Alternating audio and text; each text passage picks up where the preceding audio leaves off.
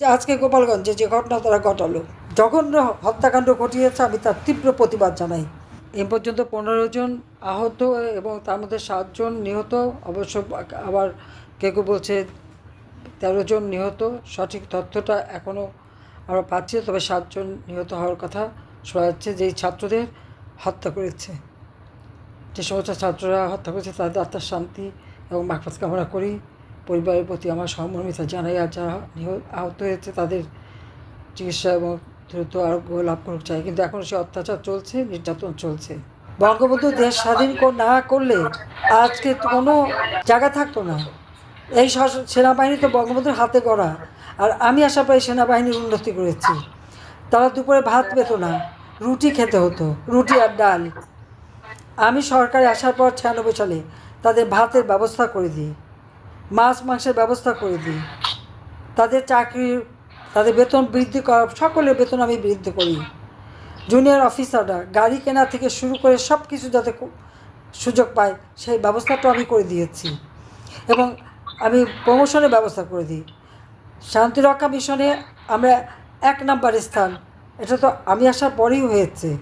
আজকে এই যে আমাদের ছাত্র হত্যা করে তারপরে তার উপর যে পাড়া দেওয়া, ঠিক 71 সালে যেভাবে পাকিস্তানি হানাদার বাহিনী যে আচরণ করেছে, সেই আচরণ আজকে যে সেনাবাহিনী করলো, এই ছবি তো আজকে বিশ্বে ছড়িয়ে গেছে, জাতিসংঘে যাবে যে নিজের দেশের মানুষের উপর এরকম টর্চার করতে পারে।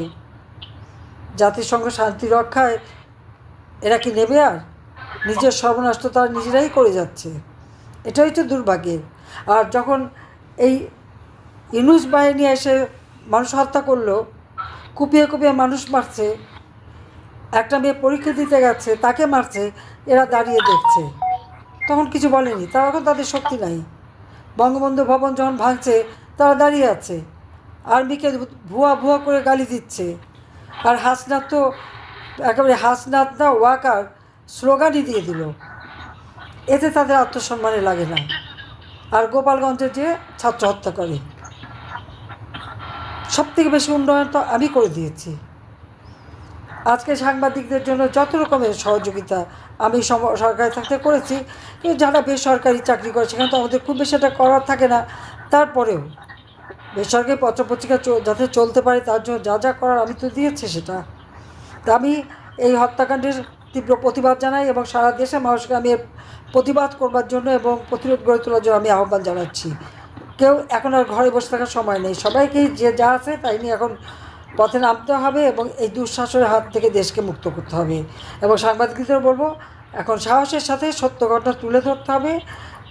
আমরা যেটা চাই যে এদেশের মানুষ যেন নিরাপদে থাকতে পারে, কারণ সাংবাদিকতা, সংবাদপত্র হচ্ছে সমাজের দর্পণ, সেখান থেকে তো সব কিছু জানা যায়।